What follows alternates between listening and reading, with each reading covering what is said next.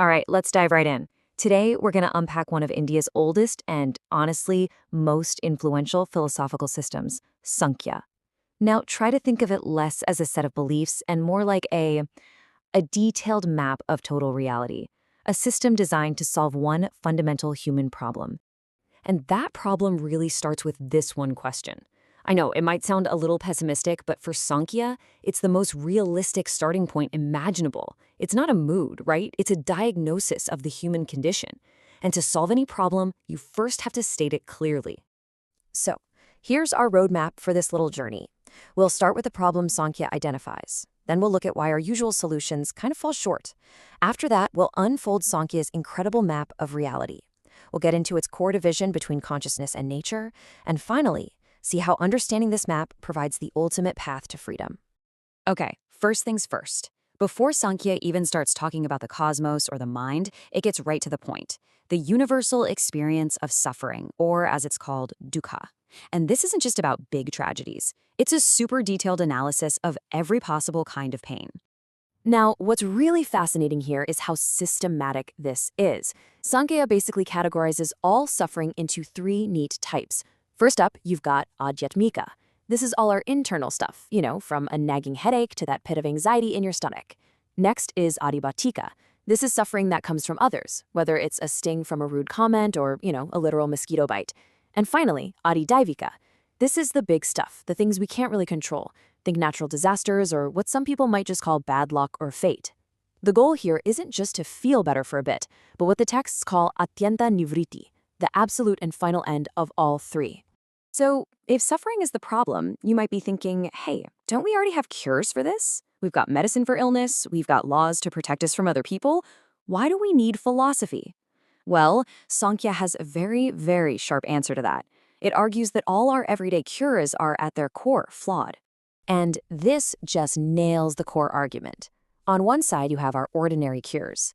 These are either visible things, like medicine and money, or scriptural things, like religious rituals that are supposed to bring you happiness or get you to heaven. But here's the catch. What's the outcome?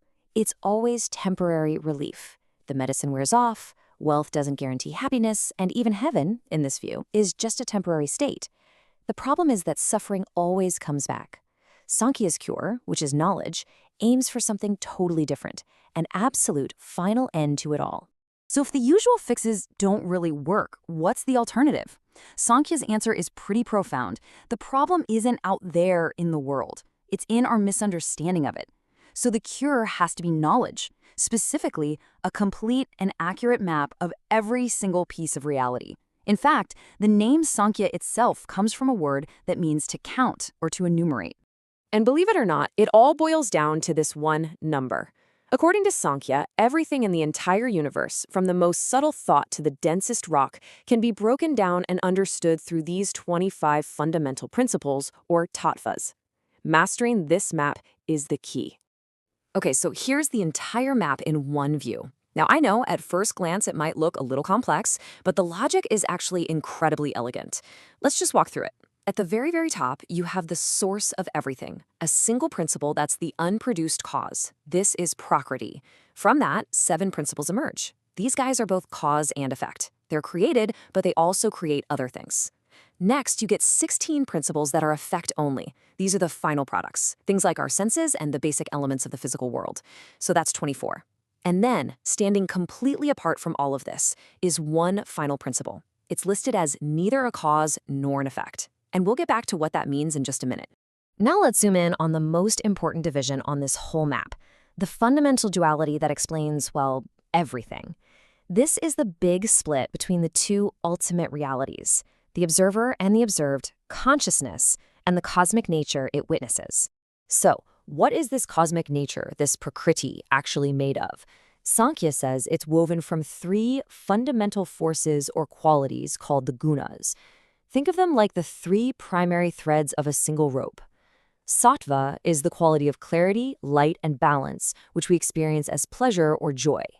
Rajas is the quality of activity, motion, and passion, which we feel as restlessness or craving. And then there's tamas, the quality of inertia, darkness, and heaviness that we experience as delusion or just feeling stuck. Now, here's the crucial point. Nothing, And I mean nothing in the universe is made of just one of these. Every single object, every thought, every moment is a dynamic, shifting interplay of all three. A moment of peaceful insight, that's sattva dominating. A burst of ambition to get something done, that's Rajas taking over. That foggy feeling of confusion, that's tamas. But all three are always there, constantly interacting with each other. And this brings us to the great divide on Sankhya's map. On one side, you have Prakriti, the entire material world made from the three gunas. It's active, it's always changing, but, and this is key, it is fundamentally unconscious. On the other side is Purusha, pure, unfiltered consciousness. It is the silent witness. It doesn't act, it doesn't change, it just is. This is that 25th principle, the one that was neither a cause nor an effect. So how on earth do these two complete opposites interact? The texts give us this absolutely brilliant analogy. Consciousness, Purusha, is like a lame man. He can see everything perfectly, but he can't move. Cosmic nature, Prakriti, is like a blind man. He can move and act, but has no sight, no awareness. Now, when the lame man climbs onto the blind man's shoulders, together they can navigate the world.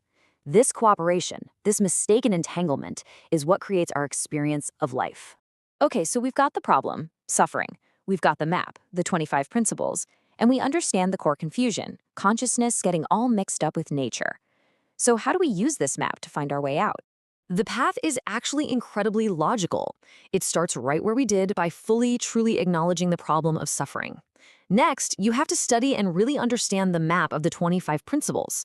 The crucial third step is to then use that knowledge to practice discerning your true self, that's the conscious witness, Purusha, from everything that is not you.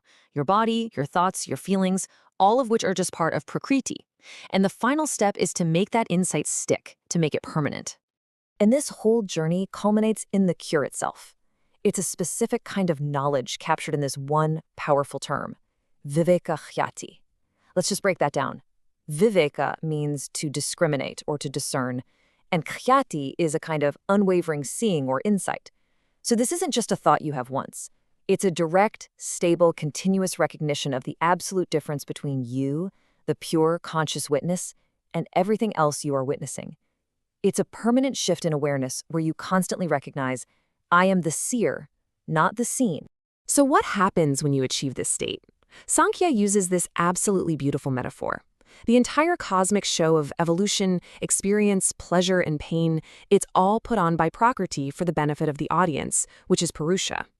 Once the audience truly understands what it's seeing, that it's just the audience and not the actor on the stage, the performance has served its purpose. The dancer, having been fully seen and understood, simply withdraws. And this leads us to the final, really mind-bending question that sits right at the heart of Sankhya. The whole philosophy says that Purusha, your true conscious self, was never born, never acts, and is never actually touched by suffering. It is eternally, fundamentally free. So, if that's true, what was ever in bondage in the first place? It's a question that challenges the very nature of who we think we are, and it's the one Sankhya leaves us to contemplate.